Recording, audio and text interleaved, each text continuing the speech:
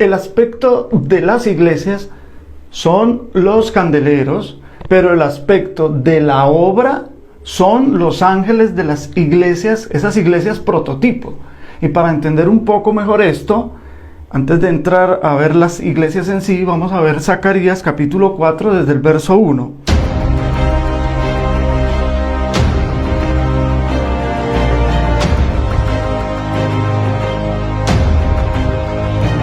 Volvió el ángel que hablaba conmigo y me despertó como un hombre que es despertado de su sueño, y me dijo: ¿qué ves? Y respondí: he mirado, y he aquí un candelabro todo de oro con un depósito encima, y sus 7 lámparas encima del candelabro, y 7 tubos para las lámparas que están encima de él. En tiempos de Nehemías, en tiempos de Ageo, esta visión fue para la restauración de la casa, de la visión del candelero, y muestra esta visión del candelero y dice que era todo de oro con un depósito encima. Este depósito es el que alimenta el candelero y es el mensaje de Dios a la iglesia, el corpus de la verdad, el consejo de Dios que debe alimentar a la iglesia. El Señor hace llegar el aceite del depósito a las lámparas de los candeleros por medio de 7 tubos. Entonces, ¿qué son esos 7 tubos? Esos 7 tubos son canales por donde llega el aceite. O sea, representan el ministerio del nuevo pacto, el ministerio en su plenitud. Pero ese ministerio está distribuido entre los ministros. Aquí el Señor representó la perfección del ministerio con el número 7 tubos, que son los canales que llevan el aceite como de oro al depósito de las lámparas del candelabro. Y asimismo, en la visión del Cristo glorioso en Apocalipsis, aparecen en la diestra del Señor con 7 estrellas, que son los mensajeros para alumbrar a la iglesia, y los 7 ángeles de las iglesias, ¿no? Entonces aquí hay una estrecha relación. Por eso esas 7 estrellas se corresponderían con estos 7 tubos, o sea que los candeleros representan las iglesias y las estrellas representan la obra. Existen esas dos cosas, la obra y las iglesias, la iglesia y la obra.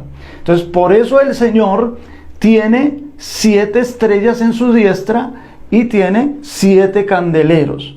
Entonces, volviendo a Apocalipsis en el capítulo 1 y en el verso 20, que dice que es el misterio de las 7 estrellas que estaban en la diestra de Cristo, que son los ángeles de las 7 iglesias, y los 7 candeleros que has visto son las 7 iglesias. Ese ya es de por sí el significado. Pero en el verso 19 el Señor le representa en 3 etapas. Escribe, verso 19, escribe las cosas que has visto y las que son y las que han de ser después de estas. Las cosas que has visto se refieren a la visión del Cristo glorificado, con todo lo que ello revela, lo que acababa de ver el apóstol Juan, el capítulo 1.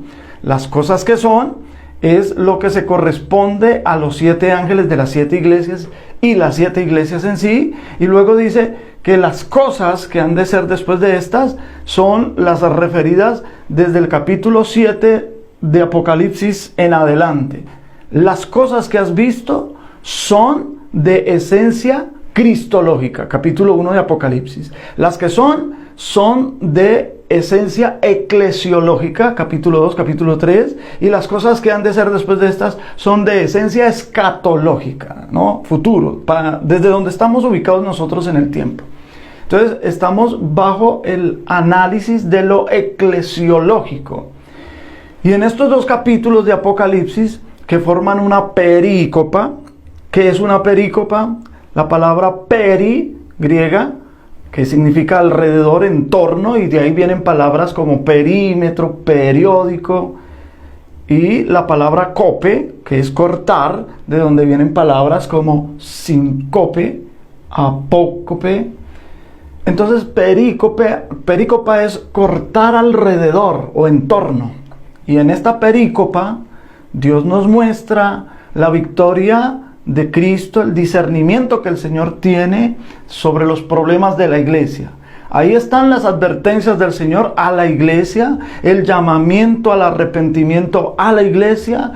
Es tiempo de arrepentimiento, le dice a todas las iglesias, con excepción de un par de ellas. Las cosas que son sobre el arrepentimiento. Y esa palabra arrepentirse aparece en todo el capítulo 2, en todo el capítulo 3 de Apocalipsis. Solamente, como ya lo dijimos, a un par de ellas, a Esmirna y a Filadelfia, el Señor no les reprocha nada, no les pide que se arrepientan, pero el llamado de arrepentimiento del Señor a las iglesias durante toda la historia de la iglesia sobre la tierra es un pedido constante. En las cosas que son, hay una demanda del Señor permanente. ¿Cuál es?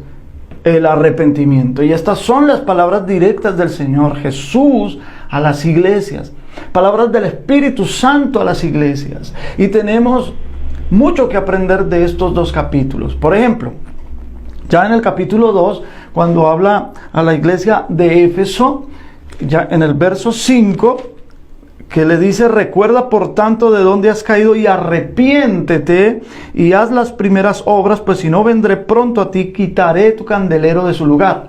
Vemos un llamado al arrepentimiento de la iglesia en Éfeso, tanto en lo histórico, pero también en lo profético. Y en lo profético está representando un periodo específico de la historia eclesiástica que, según sabemos, es el periodo posterior al apostolado. Y como dije, Esmirna, bueno, el Señor no le reprocha nada, no le dice que se tiene que arrepentir. La iglesia más bien está en persecución. El Señor la anima a ser fiel hasta la muerte. Ya en la carta a Pérgamo, capítulo 2, en el verso 16, dice: por tanto, arrepiéntete, pues si no, vendré a ti pronto, pelearé contra ellos con la espada de mi boca. Arrepiéntete. Otra vez le dice el Señor a esta iglesia. Y en el mensaje a Tiatira, ustedes pueden ver lo mismo. Después de hablar de Jezabel, en el capítulo 2, en el verso 21, dice: le he dado tiempo para que se arrepienta, pero dice, no quiere arrepentirse de su fornicación. En el capítulo 3, cuando le habla a Sardis, también le dice, versículo 3, acuérdate pues de lo que has recibido y oído, y guárdalo y arrepiéntete. A Filadelfia el Señor no le reprocha nada, por lo tanto tampoco le pide que se arrepienta, ¿verdad?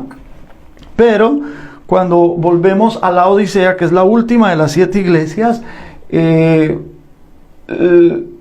que representa a la iglesia moderna, el Señor le dice en el versículo 19: yo reprendo y castigo a todos los que amo, sé pues celoso y arrepiéntete. O sea, que el mensaje del llamamiento al arrepentimiento de parte del Señor es de principio a fin de la historia de la iglesia sobre la tierra. Ahora bien, el Señor con estos 2 capítulos en Apocalipsis, lo que está tratando es los problemas típicos de la iglesia, sus pecados, sus caídas, y el Señor le llama al arrepentimiento, pero no solo la deja así, le da la solución. El Señor, según el problema, Él se presenta a la iglesia con unas credenciales diferentes de acuerdo al problema que está pasando. Cuando el Señor comienza a hablarles a las iglesias y como las condiciones de cada iglesia son diferentes, entonces el Señor se presenta a cada una de esas iglesias, digamos, con una faceta distinta. La situación en Esmirna era diferente a la de Éfeso. Entonces el Señor se presenta de manera diferente, aunque es el mismo Señor. Pero recuérdese que el Espíritu Santo es también el que habla a todas las iglesias, de todas las épocas, de todos los lugares. El que tiene oído para oír, oiga lo que el Espíritu dice a las iglesias. Que es el tercer nivel de interpretación, la aplicación de estos mensajes a todas las iglesias, de todos los lugares, de todos los tiempos. Éfeso, por ejemplo, si ustedes siguen conmigo, en el capítulo 2, a la iglesia de Éfeso, que ella era la que corría el peligro de que su candelero fuese removido de su lugar, el Señor se le presenta a ella conforme a la necesidad de esa iglesia en Éfeso, y le dice, el que tiene, en el verso 1, el que tiene las 7 estrellas en su diestra, el que anda en medio de los 7 candeleros, dice esto. O sea, el Señor se presenta como que está entre los 7 candeleros, como el que vela para que cada candelero esté en su lugar. Las 7 estrellas están en su diestra porque el Señor Jesucristo es el sumo sacerdote, y el sumo sacerdote tiene el trabajo de mantener el candelero en su lugar. Éfeso tenía el problema de que era muy probable que el candelero fuera quitado de su lugar. Por eso es el sumo sacerdote el que tiene que tener esos candeleros delante del Señor, están a su diestra. Entonces le habla a Éfeso lo necesario y se le presenta en ese mismo sentido según la necesidad de esa iglesia. Por nuestra parte, lo que vemos hoy en la forma aplicativa de este mensaje es que el amor primero de la iglesia no ha sido para el Señor. La iglesia está amando otras cosas. El Señor nos llama no a quedarnos callados, sino a encarar la situación de la iglesia. Yo quiero aclarar para que luego nadie comente cosas que no sabe. Voy a dejar mi perfil de fe en un video aquí, pero lo menos que nosotros somos como iglesia local es que somos unos resentidos eclesiales y que por eso hacemos estos videos. No, ni somos creyentes desiglesiados, no, ni somos revolucionarios o rebeldes espirituales, no, ni somos una secta extraña por ahí, no somos nada de eso. Como dije, voy a dejar mi perfil de fe, pero les voy a decir lo que sí somos. Somos creyentes en el Señor Jesucristo como único y suficiente Salvador, enviado por el Padre para hacer posible en este nivel de realidad la redención para la humanidad. Y que una vez hecha, Él envió el Espíritu Santo a morar en los creyentes y a guiarnos a toda verdad. Y es eso lo que nosotros estamos haciendo, dejándonos guiar por el Espíritu Santo y, ¿por qué no?, gritando si es necesario. Y si a algunos no les gusta, pues bueno, pedimos al Señor que les guste, porque queremos recuperar el primer amor para el Señor, el primer amor en orden de importancia, no en el orden del tiempo. ¿Saben ustedes qué es lo que hay en lo general en las iglesias cristianas de hoy? Que tienen el aviso, tienen el templo, tienen los equipos, tienen el andamiaje, los recursos, tienen las escuelas, los discipulados y todo eso, pero el candelero ha sido quitado hace rato de ellos. Y que si nosotros no hacemos nada por recuperar nuestro primer amor por el Señor, estamos en idéntico riesgo. No vamos a preguntar de qué se trata el primer amor, porque de eso ya se ha predicado mucho, pero se ha hecho poco. Lo que vamos a preguntar es, ¿cómo se recupera el primer amor? Esa es una pregunta importante. Bíblicamente, el amor por Dios está revelado en los primeros 4 de los 10 mandamientos. El primero de ellos, no tendrás dioses ajenos delante de mí. Ese es el primer mandamiento. O sea, que si la prohibición existe, es porque es probable que otros dioses se revelen, se manifiesten en la vida humana.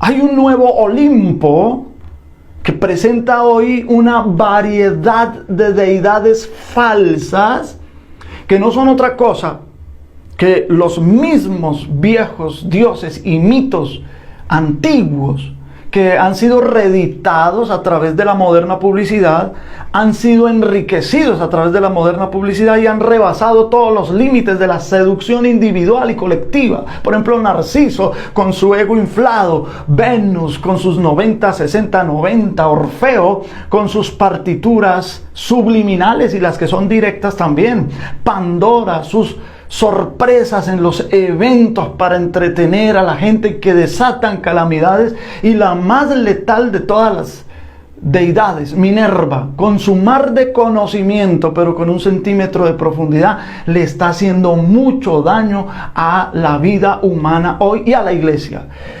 El segundo mandamiento es contra la idolatría. No te harás imagen ni semejanza de nada de lo que hay en el cielo. Pero dice, no las honrarás ni te inclinarás ante ellas.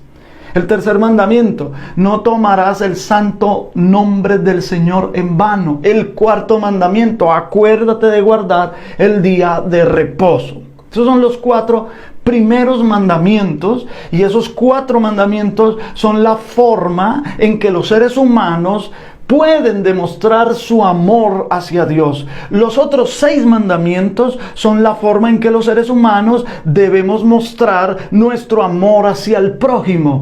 Y como ya sabemos, el amor a Dios y el amor al prójimo son el resumen de la ley de Dios. Ahí hay una gran reflexión para que el candelero no sea quitado de nosotros.